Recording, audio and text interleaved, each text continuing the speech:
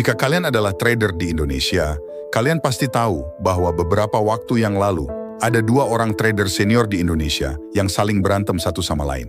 Yang satu bilang bahwa analisa market itu segalanya. Yang satu lagi bilang, trader itu yang penting harus punya portofolio. Nah, saya sebenarnya lebih percaya sama pendapat yang kedua, di mana trader itu dinilai dari portofolionya. Akan tetapi yang saya tidak suka adalah ketika kita diajarkan untuk mendewa-dewakan MKL5.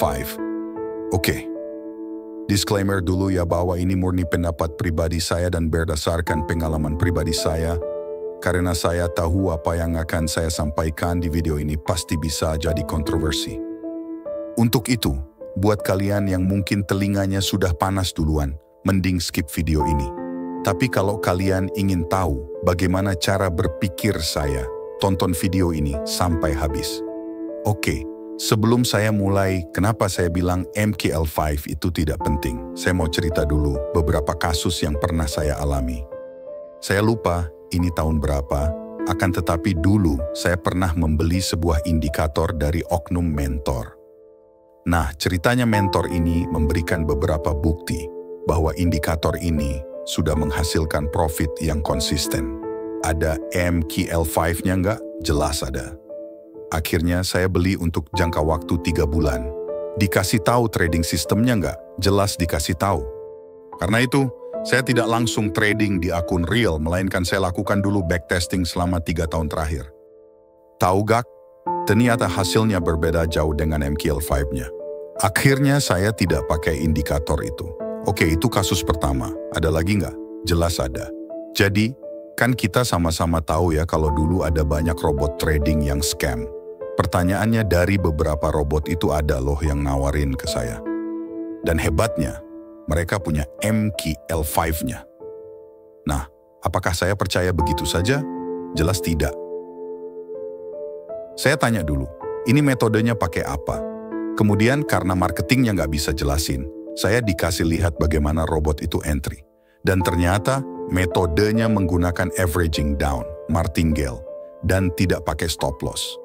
Ada juga yang nawarin ke saya, katanya robotnya menggunakan sistem hedging. Kalau orang awam mungkin akan tetap pakai itu robot, apalagi jelas ada MKL5-nya.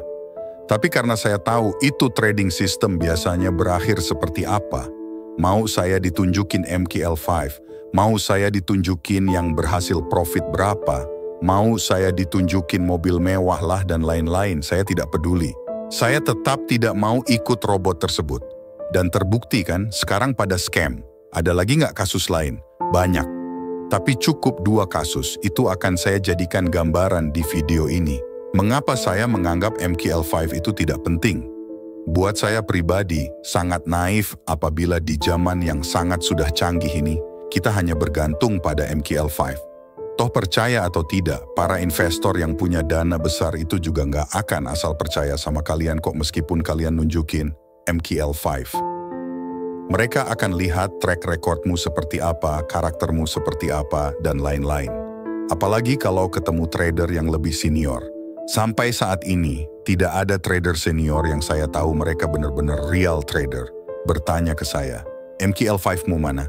Itu nggak pernah. Bahkan saya pun, tanpa harus lihat MKL5-nya, saya bisa tahu orang ini benar-benar real trader atau bukan.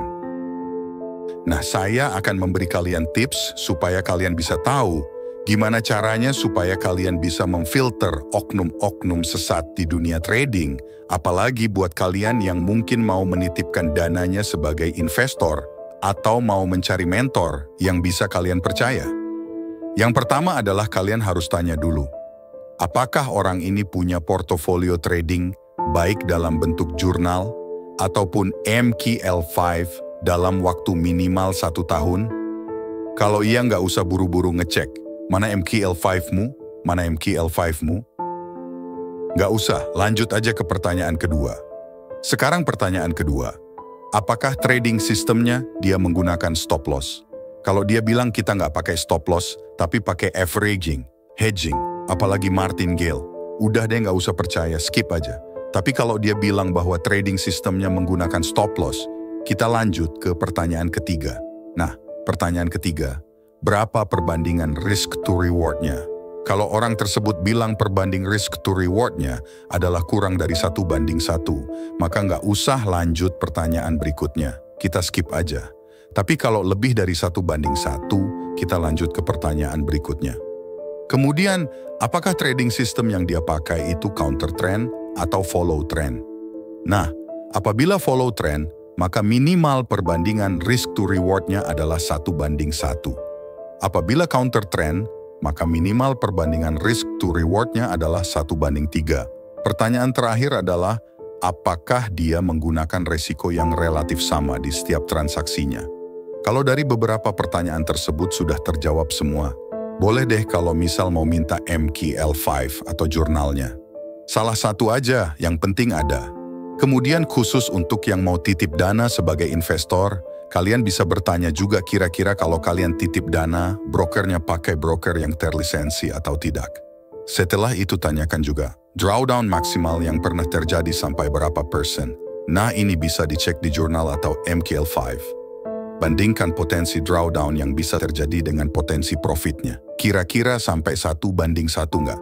Kemudian temui juga orang tersebut secara langsung, lihat karakternya, bagaimana dia berbicara, apakah terlalu berlebihan atau sewajarnya, apakah ada track record yang negatif. Jika semua aman, apakah langsung percaya? Tentu tidak. Kalian harus backtesting sendiri dulu metodenya. Jika hasil backtest kalian kurang lebih sama seperti jurnal atau MQL5-nya, kalian boleh invest ke trader tersebut. Itu pun juga jangan taruh telur dalam satu keranjang. Bagi-bagi resikonya. Supaya misal uang kalian hilang, kalian masih bisa hidup. Nah, kalau mau cari mentor gimana? Kalian cukup tinggal tanya aja. Apakah jika ikut kelasnya beliau, kalian bakal diajarin backtesting atau tidak? Kenapa? Karena logikanya, kalau kalian diajarin backtesting, kalian bisa mengetes sendiri trading system mentor tersebut, dan kalian juga bisa mengetes trading system orang lain. Sehingga nggak akan rugi juga ikut kelas tersebut. Oke, kesimpulan dari video ini adalah MQL5. Itu tidak penting buat saya, tapi portofolio dan analisa yang lebih mendalam secara kualitatif terhadap karakter dan kebiasaan trader itu yang penting. Apalagi di zaman yang secanggih ini, kita mau percaya sama siapa kalau bukan sama data kita sendiri. Tapi balik lagi, ini semua hanya pendapat pribadi saya. Ini semua hanya berdasarkan pengalaman saya. Apabila ada kata-kata yang kurang berkenan, saya mohon maaf. Semoga pembahasan di video kali ini bermanfaat ya.